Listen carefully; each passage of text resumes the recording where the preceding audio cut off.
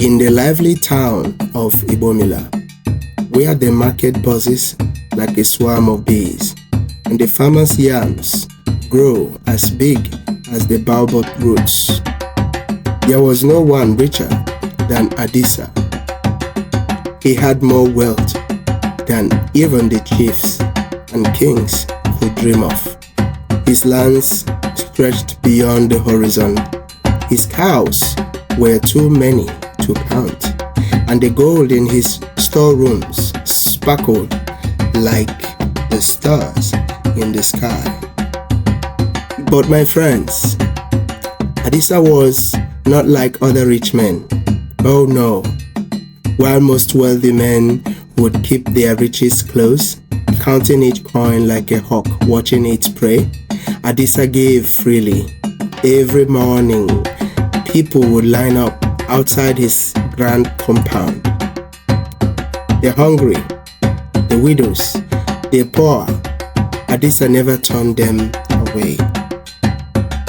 He would come out laughing, tossing gold coins into the crowd, and everyone would scramble to catch as many as they could.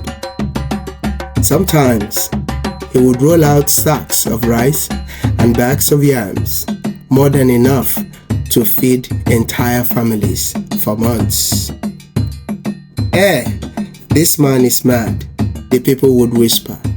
Who gives away so much and expect nothing in return? The elders would shake their heads, muttering, Adisa is a fool. One day, he will wake up with nothing. Then we will see how his madness will help him. But Adisa, my friends, didn't care. He would laugh with joy, watching as the people carried away his wealth. To him, the sight of their smiling faces was worth more than all the gold in his vaults. Now, one fateful day, a stranger came to Igbomila, a man dressed in rich agbada, with rings on every finger and a tongue as sweet as honey. He called himself Olumide, and he knew how to weave words like a spider spins its web. He spoke to the elders, saying, Adisa is an embarrassment to wealthy men. How can he give away his riches so carelessly? Let me help him manage his wealth, and I will show him how to grow even richer. The elders, who had always been jealous of Adisa, welcomed Olumide's words. They sent him to Adisa's compound, hoping that Olumide would talk some sense into the rich madman. When Olumide arrived at Adisa's home, he found him sitting under the shade of a palm tree, playing a game of ayo with some village children. Olumide, with his sly smile, bowed deeply and said, Otunba Adisa, I have heard of your great wealth, and I have come with a proposal.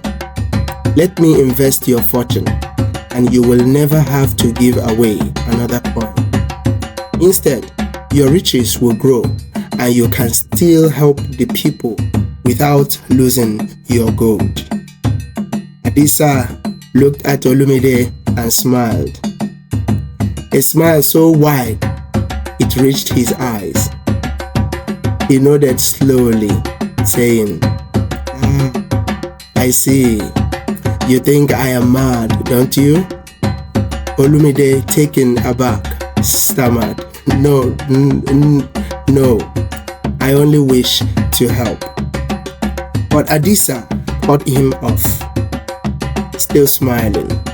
Come back tomorrow, my friend. I will give you an answer. Olumide, thinking he had won, left, but Adisa had other plans. That night, Adisa gathered the people of Igbomila and announced, Tomorrow there will be a feast like no other. There will be food for everyone, rich at poor, young and old. We will celebrate like never before, for it is time for me to give away the last of my wealth. The news spread like wildfire. People whispered in shock. Adisa has finally lost his mind. He will give away everything. The next day, the town was buzzing with excitement. Adisa's compound was filled with people, hundreds of them. Tables overflowed with roasted goats, steaming bowls of jollof rice, pounded yam and palm wine flowing like a river. As the people ate and danced, Adisa stood before them, his voice booming like the drums of a festival. People of Igbomila, he began. They call me mad because I give. But today, I will show you the true madness in this world. He gestured to a large chest in the middle of the courtyard. This chest holds all the gold I have left, he said. The crowd grew silent. Everyone leaned in closer. Adisa opened the chest, and inside was nothing. The chest was empty. Gasps filled the air. Adisa has given away all his wealth, they whispered. But Adisa only smiled. You see, he said, true madness is not in giving too much, but in hoarding wealth as if it will save your soul. Gold cannot give you peace or happiness, but helping your fellow man will fill your heart in ways money never can. The people stared in awe as Adisa laughed, the joy in his eyes brighter than any gold. As the feast continued, Olumide, standing in the shadows, was furious. His plan to control Adisa's wealth had failed. He left the town in anger, his greed now exposed.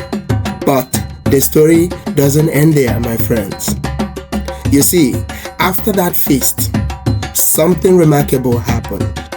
The people of Igbomila, the same people Adisa had helped for years, began to bring him gifts: goats, chickens, yams, bags of millet. Even the poorest among them brought what little they could. They refused to let the man who had given them so much go hungry. And so, my people, Adisa, the rich madman, became even richer than before. But this time, his wealth was not in gold or land, but in the love and loyalty of his people.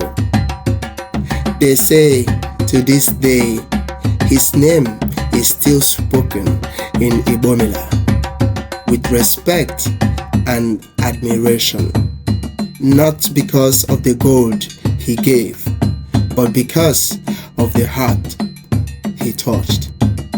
And so, my people, Adisa, the rich madman, became even richer than before. But this time, his wealth was not in gold nor land, but in the love and loyalty of his people. They say to this day, his name is still spoken in Igbomila with respect and admiration, not because of the gold he gave, but because of the hearts he touched. The moral of this story, The Rich Madman, is that true wealth is not measured by the amount of material possessions one has, but by the kindness, generosity, and the relationships built through helping others. Hoarding riches for oneself is futile, as wealth cannot bring lasting happiness or peace. It is in giving, in caring for those around you, that one finds the real value of life. Adisa's story teaches us that when we share what we have with others, we create a deeper bond with our community, and that in turn brings greater rewards than gold ever could. Hey friends, thanks so much for watching. I'm Madu Black, and this is Africa Folktales and Legends.